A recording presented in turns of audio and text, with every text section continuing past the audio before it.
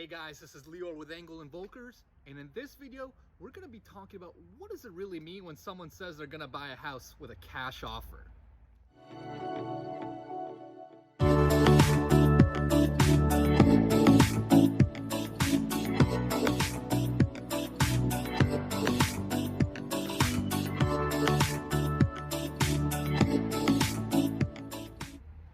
Alright, so in this video, we're going to be talking about a really common phrase that's thrown around all over the Boston area, and that's the cash offer.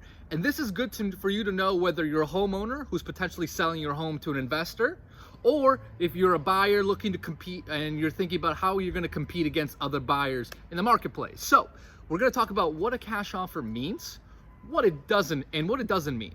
But before we get into that, it's really important to understand how typically buyers finance a purchase, right? Whether they're home, whether they're going to be living in the home, or whether it's an investor or developer, we really need to understand that. And there's two usually pretty common ways. And the first is traditional bank financing, right? So you can go down to a national bank like Bank of America or Santander and get a loan from them. You can go to a community bank, say in around the Boston area, you've got community banks like East Boston, Cambridge Savings, Needham Bank, there's a ton of them. Or you can go to a mortgage broker and he'll find you another different, whether it's a local bank or national bank, he'll find you another type of loan.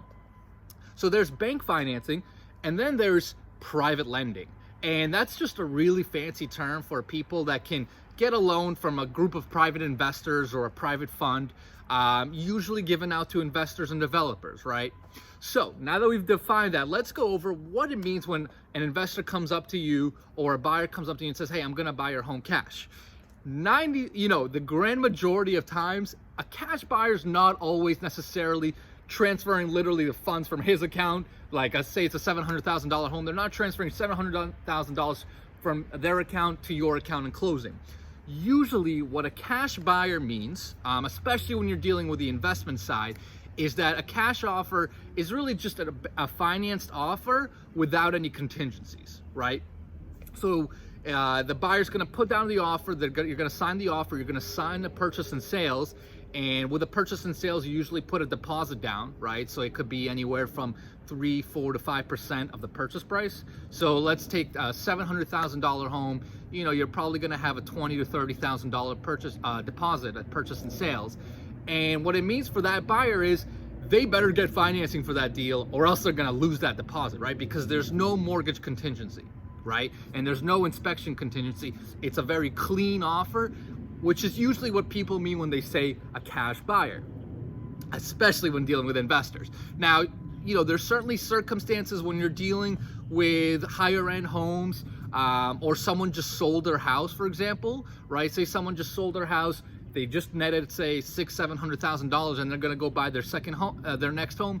Sometimes it could mean it's a cash offer, but it's rare, right? It's a little bit on the rare side, especially when you're dealing with investors and developers. So it's really critical to understand that even though someone's telling you it's a cash offer, there still might be some risk with financing, right? So I've seen plenty of transactions where someone came in and said, here you go, here's a cash offer with, without any contingencies. And that deal has fallen apart because something came up on that investor's end where he was not able to get the financing, right? Whether it's the private lender that we talked about earlier, they weren't able to get it done, or something else happened. There's certainly still some risk with cash offers.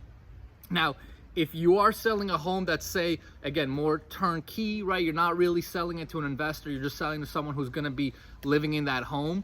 And if you see a bank statement, especially if you see a bank statement with that amount in their, in their account for the purchase price, then you can feel pretty good about it. But just understand that, you really got to vet out when someone is telling you cash, because it doesn't always mean exactly what you think it will. So hopefully that makes sense. Let me know if you have any comments or questions below.